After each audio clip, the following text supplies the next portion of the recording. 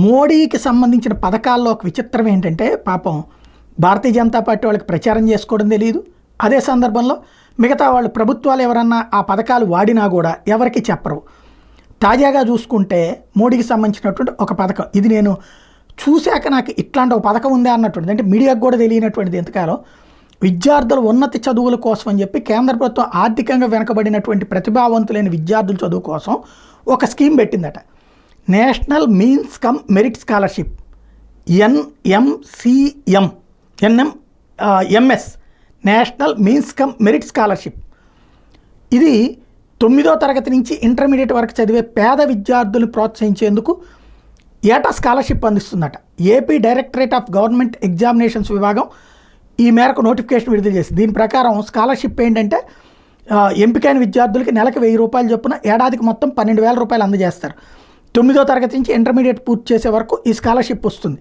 దీంట్లో అర్హత ఏంటంటే 7th క్లాస్లో 55% మార్కులు పొంది ఉండాలి. అలాంటి వాళ్ళు ఎగ్జామ్ రాయాలి. తుది ఎంపిక సమయం నాటికి 8వ తరగతిలో 55% మార్కులు పొంది ఉండాలి.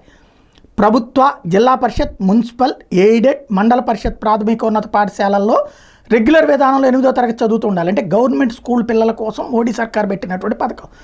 విద్యార్థి కుటుంబ వార్షిక ఆదాయం 3.5 లక్షలకు పెంచకూడదు. రాత పరీక్ష ద్వారా విద్యార్థులను స్కాలర్షిప్కి ఎంపిక చేస్తారు. ఈ స్కాలర్షిప్కు అర్హులైనటువంటి అభ్యర్థులకి ఎంపిక చేసేందుకు రాష్ట్ర స్థాయిలో 2 పేపర్ల రాత పరీక్షలు నిర్వహిస్తారు. పరీక్షా విధానం మెంటల్ ఎబిలిటీ టెస్ట్, మ్యాట్, మొత్తం 90 మార్కులకి. మల్టిపుల్ చాయిస్ విధానం 90 ప్రశ్నలు ఉంటాయి. ప్రతి ప్రశ్నకి 1 మార్కు ఉంటుంది. నెగిటివ్ మార్కింగ్ ఏమీ లేదు. స్కాలస్టిక్ ఆప్టిట్యూడ్ టెస్ట్, శాట్, మొత్తం 90 మార్కులకి. మల్టిపుల్ చాయిస్ విధానంలో 90 ప్రశ్నలు ఉంటాయి. 7-8 తరగతుల స్థాయిలో సోషల్ సైన్స్, మ్యాథ్స్ ప్రశ్నలు వస్తాయి. ప్రతి ప్రశ్నకి 1 మార్కు ఉంటుంది. నెగిటివ్ మార్కింగ్ లేదు.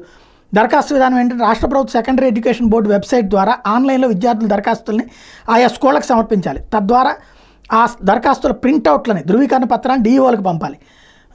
ఇందులో దరఖాస్తు విధానం ఆన్లైన్ ద్వారా దరఖాస్తు చేసుకోవాలి. ఆన్లైన్ దరఖాస్తు ప్రారంభ తేదీ 5/8/2024. ఆన్లైన్ దరఖాస్తుల చివరి తేదీ 5/9/2024, అంటే వచ్చే సెప్టెంబర్ 6వ తారీఖు వరకు ఉంది. హెచ్ఎంలు అందరూ కేర్ తీసుకుంటే ప్రధానోపాధ్యాయుల ద్వారా దరఖాస్తు చేసేందుకు చివరి తేదీ 6/9/2024. పరీక్ష ఫీజు చెల్లింపులకి చివరి తేదీ 10/9/2024. దరఖాస్తు ఫారాలు, ధృవపత్రాలకు DEO కార్యాలయంలో అందజేసేందుకు చివరి తేదీ 10/9/2024. DEO లాగిన్లో దరఖాస్తు ఆమోదం పొందేందుకు చివరి తేదీ 15/9/2024. ఇది వెబ్సైట్లో ఉన్నటువంటిది. ఇంత చక్కటి పథకం సాధారణ ప్రజలకి తెలియదు. ప్రభుత్వ టీచర్లు వాళ్ళ పిల్లలే అనుకుంటే కనుక కాస్త స్టూడెంట్స్ని కూడా, గవర్నమెంట్ స్కూళ్ళలో చదివే స్టూడెంట్స్ని వాళ్ళ పిల్లలే అని భావిస్తుంటే, భవిష్యత్తులో ఎదగాలి అని భావిస్తుంటే కాస్త సీరియస్గా కేర్ తీసుకుని వీటి వైపుకి తిప్పితే బాగుంటుంది.